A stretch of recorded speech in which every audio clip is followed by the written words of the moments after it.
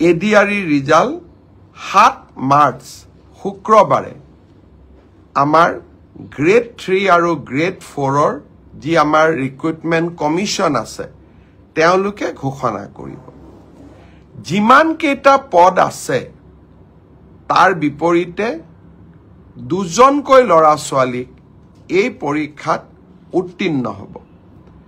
আৰু তেওঁলোকৰ মাজত পৰৱৰ্তী সময়ত ৰিটেন টেষ্ট অৰেল অনুষ্ঠিত হ'ব অৰ্থাৎ লিখিত পৰীক্ষাৰ ৰিজাল্ট গ্ৰেড 3 আৰু গ্ৰেড 4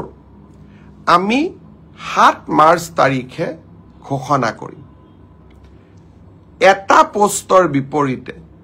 দুজনকৈ লৰা ছোৱালীয়ে এই লিখিত পৰীক্ষাত উত্তীৰ্ণ হ'ব শেষৰ নম্বৰটোত যদি বেছি লৰা ছোৱালীয়ে একেটা নম্বৰে পায় তেতিয়ালে হয়তো 3000 পোষ্টৰ বিপৰীতে মই ধৰি লব কৈছো 6000 লৰা ছোৱালী পাস কৰিব লাগে কিন্তু একেটা নম্বৰ যদি বহু পৰীক্ষাৰ্থীয়ে লাভ কৰে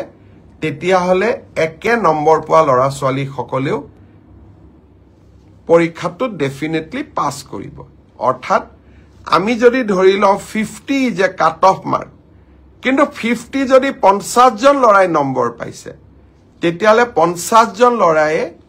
লিখিত পৰীক্ষাত পাস কৰিব গতিকে 1:2 বুলি কলেও 1:2 একেবাৰে গ্ৰামাটিক্যাল সেন্সত নহব হয়তো দুজন চাৰিজন লৰা ছোৱালীয়ে বেছিকৈ পাস কৰিব এডিআৰইৰ পৰীক্ষালৈ তাৰ ৰিজাল্ট কি হ'ব তাক আপোনালোকে জানেই সেইবাবে মই যিসকলে পাস কৰিব তেওঁলোকক অভিনন্দন জনাইছো যাতে অৰেলৰ বাবে তেওঁলোক সাজু হ'ব পাৰে আৰু যিসকলে পাস নকৰিব আমি পুনৰ এই বছৰৰ শেষৰ ফালে নতুন বিজ্ঞাপন দিয়াৰ বাবে চেষ্টা কৰিম আপোনালোকে আৰু এবাৰ পৰীক্ষাত অৱতীৰ্ণ হ'ব আৰু লগতে অসমত উদ্যোগসমূহ আহিব মুখ্যমন্ত্ৰীৰ আত্মনিৰ্ভৰ অসম অভিযানো আছে আমি নিজকে তৃতীয় আৰু চতুৰ্থ বৰ্গত নহলেও বেলেগ ধৰণে পাস কৰি বেলেগ ধৰণেও জীৱন সফল কৰাৰ বাবে আমি প্ৰচেষ্টা কৰিম বহুত লৰা ছোৱালীয়ে মোক কৈ থাকে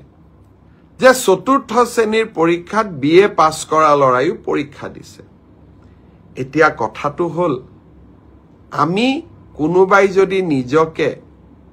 সৰকাৰক ফাঁকি দি পৰীক্ষা দিয়ে তদন্ত নোহোৱালৈকে মুখ্যমন্ত্ৰীয়ে গম পাব নোৱাৰে কেতিয়াবা আপোনালোকে এনেকে মোক ফেসবুকত লিখে টুইটাৰত লিখে যেন মই সব গম পাওঁ কোনোবা লৰা এজনে যদি বিএ পাস কৰিও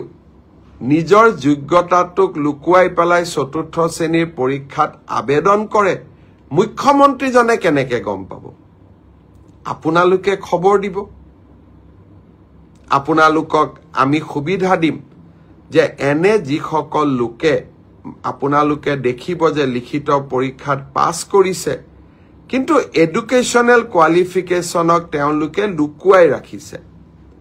আমি সুবিধা দিম আপোনালোকক অভিযোগ